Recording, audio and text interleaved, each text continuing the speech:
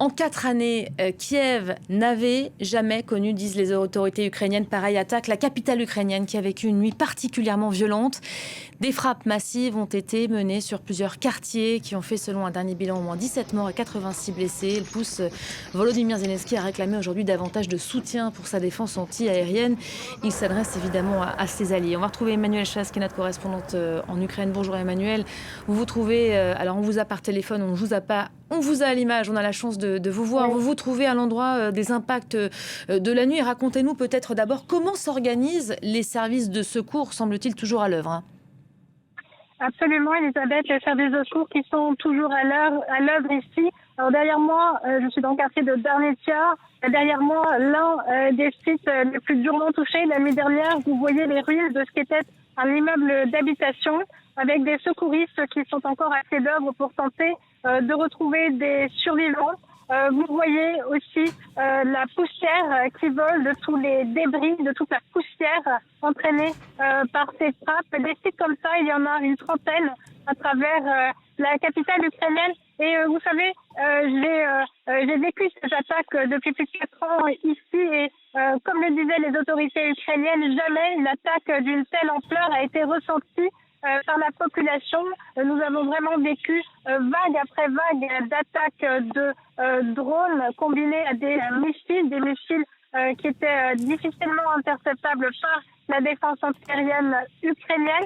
Cette fois, des dizaines de milliers de personnes, d'habitants de la capitale se sont réfugiés. Donc dans les sous-sols, c'était mon cas, dans les stations de métro, dans des parkings souterrains également, et même sous terre.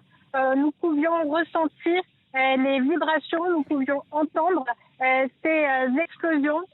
Donc une journée extrêmement compliquée pour l'Ukraine. À cela s'ajoute une très grande inquiétude. Une nouvelle fois, les infrastructures civiles étaient visées, dont les infrastructures énergétiques de la ville. Le ministère de l'énergie a déjà averti qu'à tout moment, la capitale de l'Ukraine pourrait subir des coupures de courant. C'est déjà le cas dans une grande partie du pays, avec la région de Soumy elle aussi durement touchée. Voilà, des frappes qui ont lieu alors que l'Ukraine s'attaque elle-même aux infrastructures énergétiques russes. C'est une stratégie plutôt payante pour le moment, Emmanuelle ? Alors c'est vrai que depuis plusieurs jours, l'Ukraine a lancé une opération quasi durée de 40 jours. Alors des opérations qui, elles, visent les infrastructures militaires de la Russie, ainsi que tout ce qui touche au cœur de l'économie russe, donc entre autres les raffineries de pétrole, parfois très en profondeur du territoire russe. Je vous m'avez parlé l'autre jour de la raffinerie de Yaroslav, c'est à 250 km au nord-est de Kiev. Donc on voit une force de frappe ukrainienne qui se traduit aussi par des frappes sur les infrastructures en Crimée, avec une stratégie d'isoler la péninsule, d'empêcher les troupes russes qui sont sur place d'avoir accès à de l'approvisionnement.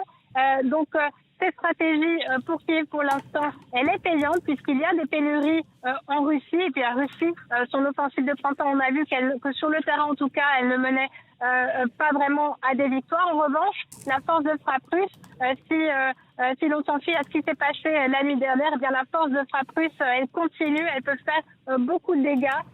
Ici à Kiev, il y a eu pour l'instant, avec un bilan qui va augmenter, on a déjà 18 morts, plus de 80 blessés, et la violence de ces frappes était telle que plus de 70 de ces blessés sont actuellement hospitalisés. Merci beaucoup Emmanuelle Chasse en direct donc de Kiev, à l'heure où on le voit derrière vous. Donc les secours s'affairent encore à la recherche d'éventuelles victimes.